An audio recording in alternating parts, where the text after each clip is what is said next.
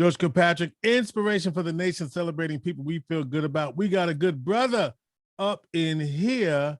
It's Coach D, Darrell Andrews. He's an internationally recognized workforce development consultant, strategist, and motivator, president and CEO of Darrell Andrews, LLC and Associates. And the brother is a bad brother, doing all kinds of things. He's an author, he's a coach, he's doing everything.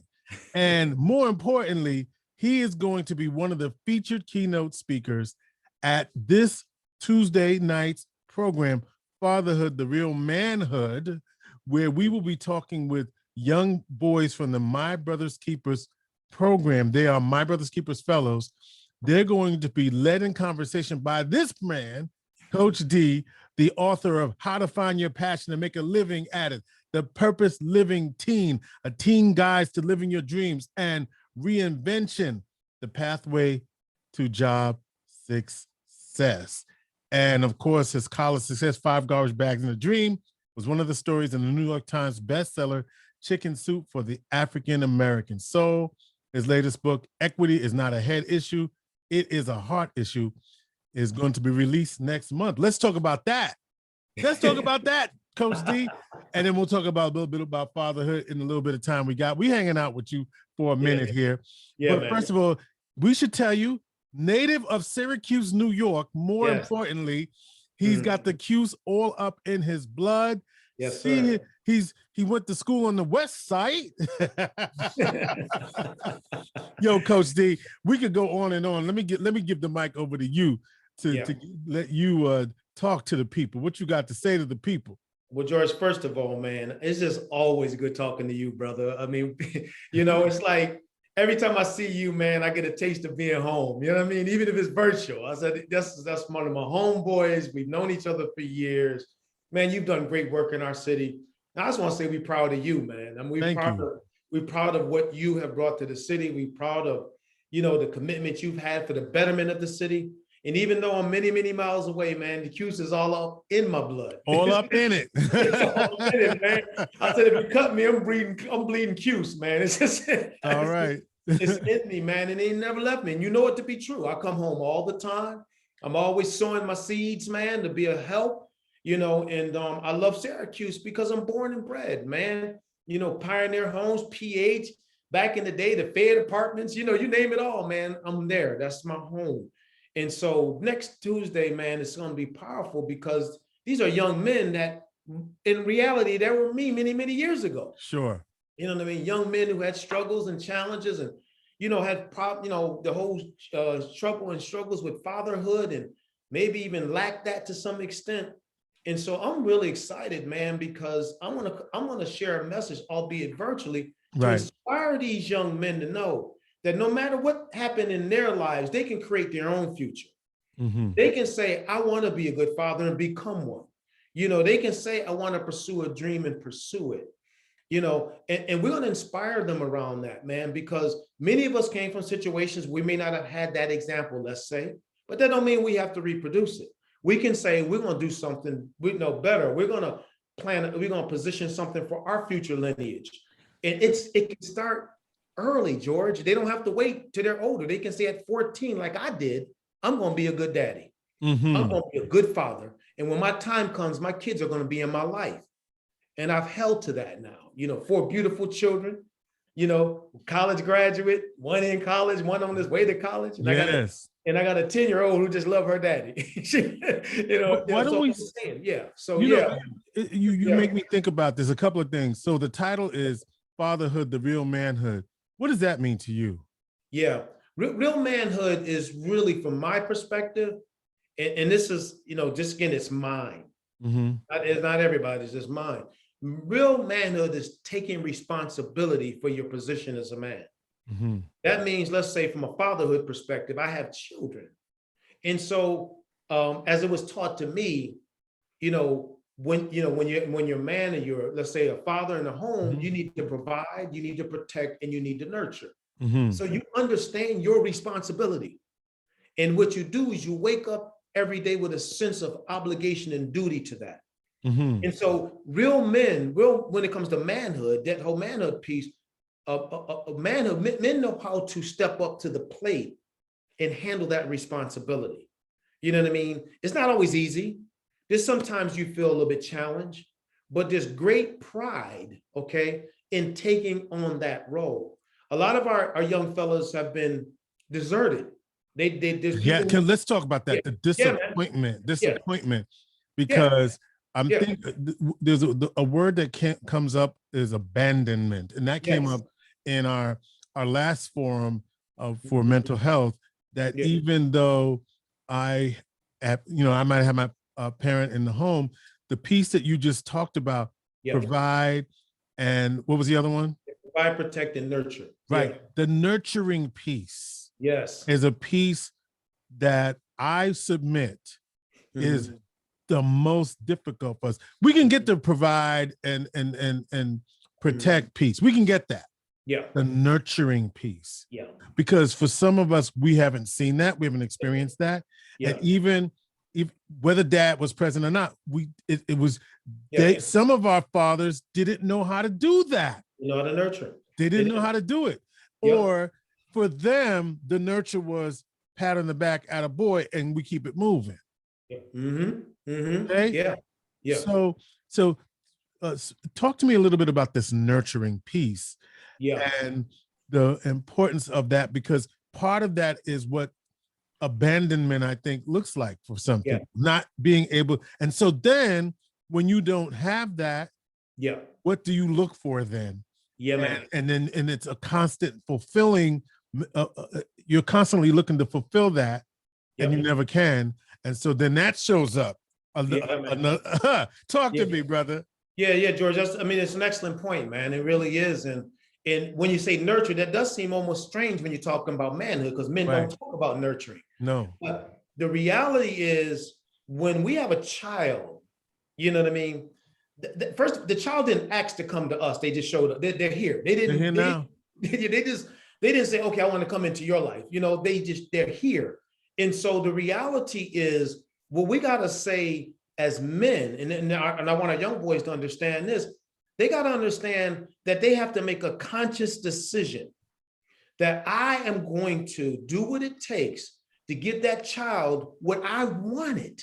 You know what I mean? You know, I wanted Mm-hmm. my dad to be there to encourage me. I Mm-hmm. wanted my dad to be there to love me. I Mm-hmm. wanted my dad to be there when I had those difficult questions to Mm-hmm. ask those difficult questions. Why would I now, in turn, not do it for my children Mm-hmm. when I know the pain of that? So for me, I mean, I'm not sitting there saying I'm Superman, but but the reality is I'm hugging my kids. You know what I Mm-hmm. mean? I'm telling my boys I love them, man. Right. I'm letting them know that dad is there for you. You know what I mean? Dad cares about you and dad supports you. Why?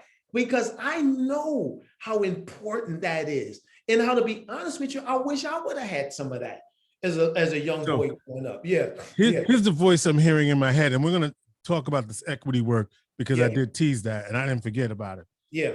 Here's what but there's a voice in me that's saying this, but Mm-hmm. she, hear what I said, Mm-hmm. she won't let me have that relationship Mm-hmm. with her or him. Mm-hmm. She's in the way of me being what I need to be. Mm-hmm. Handle that for me, coach. Handle that. Now you're gonna throw some marriage counseling. Ah! Now listen, I'm gonna charge you for that one, You see man. how I did that, right? Yeah, I see Because how you did somebody that. is saying, yeah, Yeah. but Yeah. Yeah. she ain't let me, whether he's in the house or not. She ain't. Mhm. Yeah. Yeah. George, let me tell you something, man. And this is the honest, the goodness truth. What you're talking about happens a lot. Yeah, There's that's a why I brought it lot up. of that going on out here. All Yes. right. So it's huge. But it goes back to what we talked about a little bit earlier. I have to make a resolve. You know Mhm. what I mean? If it's 5 minutes, 10 minutes, or 2 hours, when I'm interacting with my children, Mhm. they're going to get the best of me and all of me. And secondly, we got to be real with she and say, what you doing may seem like the right thing to do, but you got to understand something. Those kids are going to grow up. Mm-hmm. And they're going to ask the question, why did you not allow my father to be my father? Because don't think that you're going to get away with this stuff. Okay.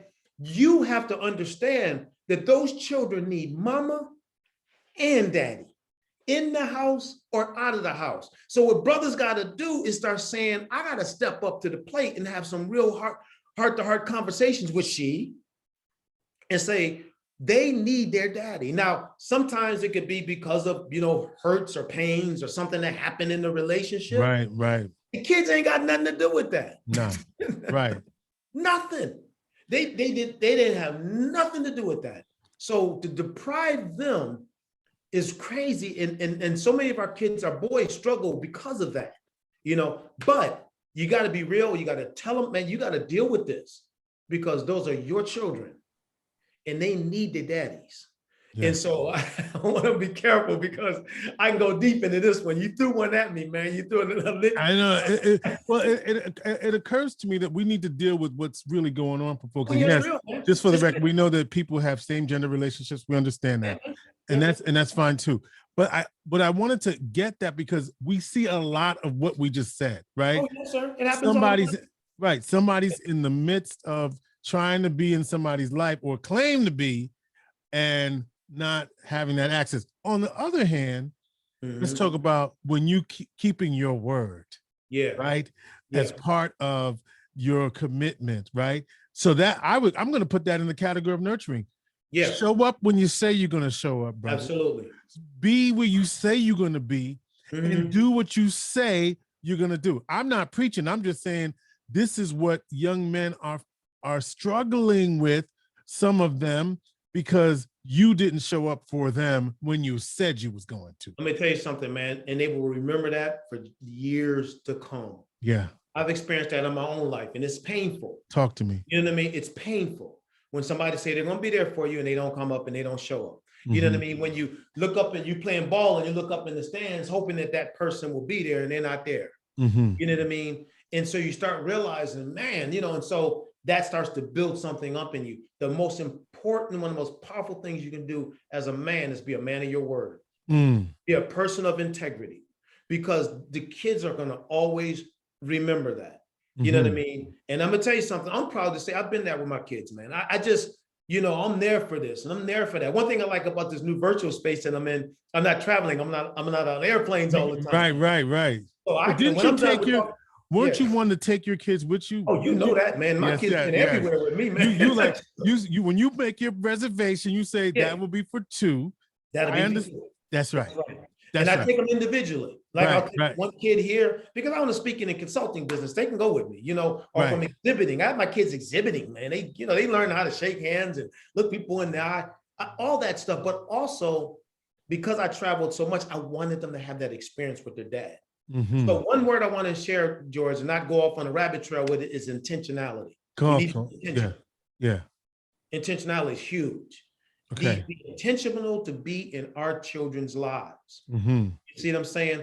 And what happens as a byproduct of that, even though when they get in their teenage years, they want to get a little funky with you, they're going to still love you. I got 3 daughters, and so I understand.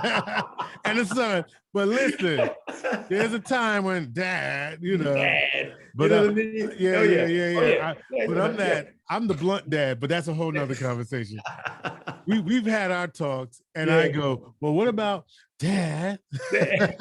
So go ahead, intentionality. Yeah, intentionality, because they're going to remember that, George. They're going to remember those little things. Goes back to what you promised. Those little things you did with them.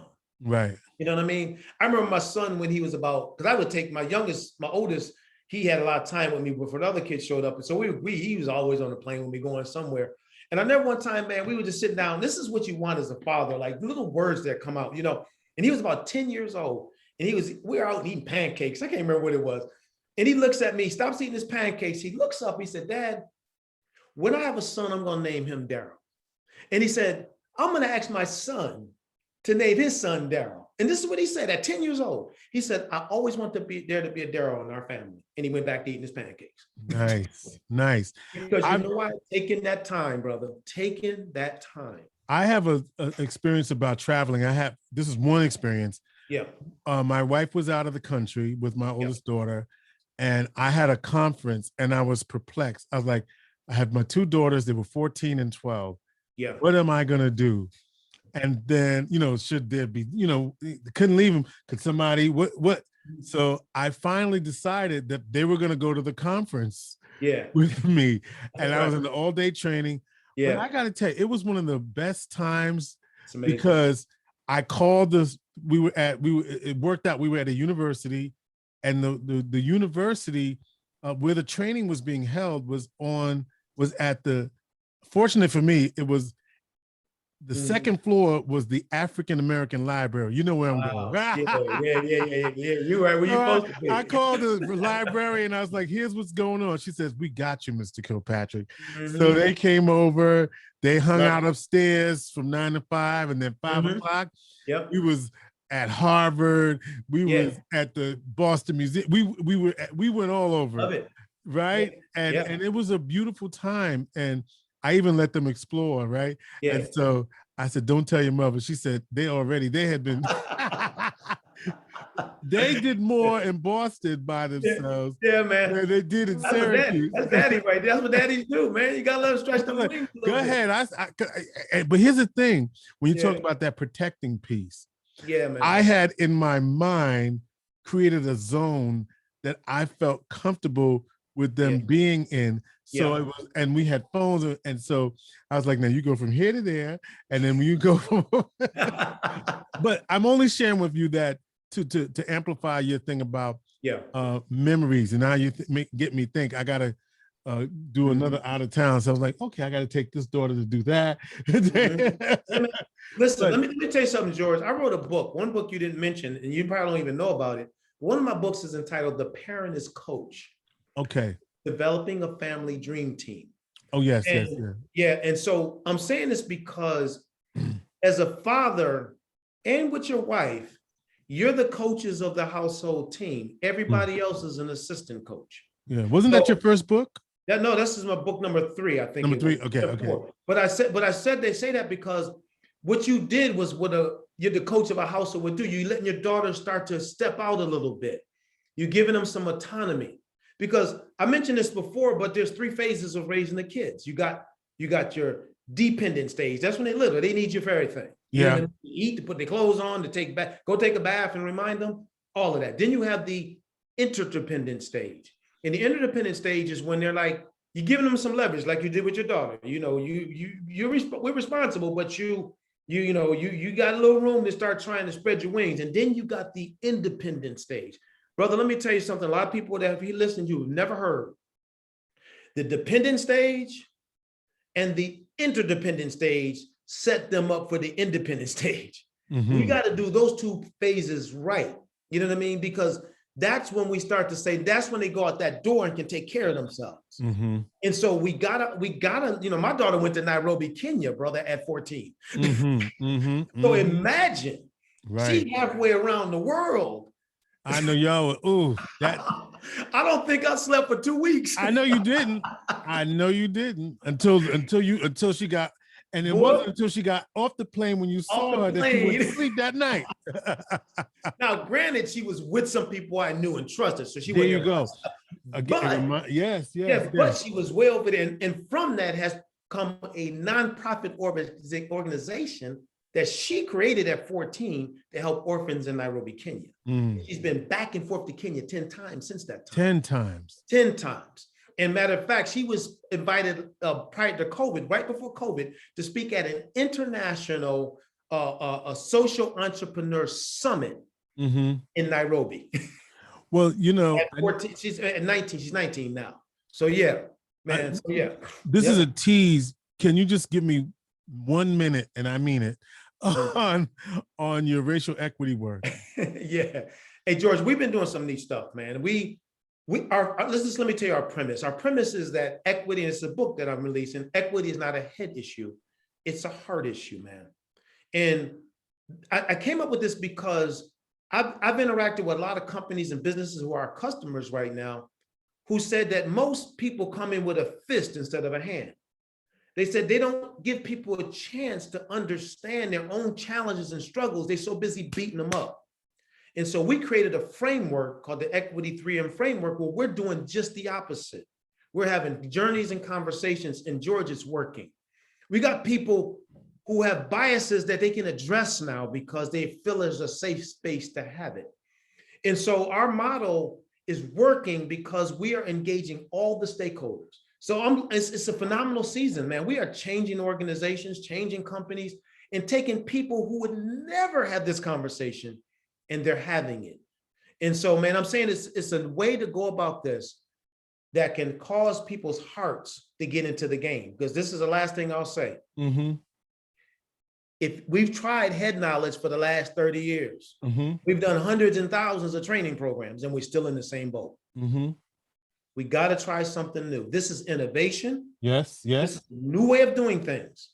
And it's working because we're reaching people. And the majority of people do not look like me. Mm-hmm. Because of the approach. So I'm excited about this, man. We've been doing this now, for about 1.5 years with this model. And we got companies all over the country that are creating systems and processes, hiring practices, and everything, man. It's affecting so many things. So thanks for asking about it, man. But it's one of the joys of where I am in my work right now. Born out of Mm-hmm. necessity. Yes, sir. And now look what God has done. All right. God is something phenomenal. It just, the door opened, we walked through it, and he just paved the way. He paved the way. So if you want to hear more of Coach D, go to coachdspeaks.com, obviously. But check us out on Tuesday night, live on YouTube, Facebook Live, LinkedIn, where we will have the conversation real with fatherhood, the real manhood. Yeah. Coach D is a keynote speaker, so you just got a tease. Well, a tease of what's going to happen on Tuesday night. We've got a great panelist, part of the My Brother's Keepers initiative, and the Syracuse City School District and the Building Men program, Joe Haran, shout out. And the young men, the fellows, Todrick and Janoy, we're going to hear from them as well. I'm going to be talking with several of y'all tonight, and so, or today. Looking forward to talking to all of you. CoachDSpeaks.com. Darrell Andrews is the man. He's he's a legend. But more importantly, he's from the Cuse, y'all. And please don't, make sure that they understand that, man. That's my home. Yeah. I'm not somebody coming in there. I live there. I said with Fowler, Fowler. That's my home, man. That's right. Home. West Side. West Side. All right, Coach D. We'll see you on Tuesday night live. Man. Thank you so much, brother. You take care, George. Take care. Bye-bye. Yeah. Inspiration for the nation.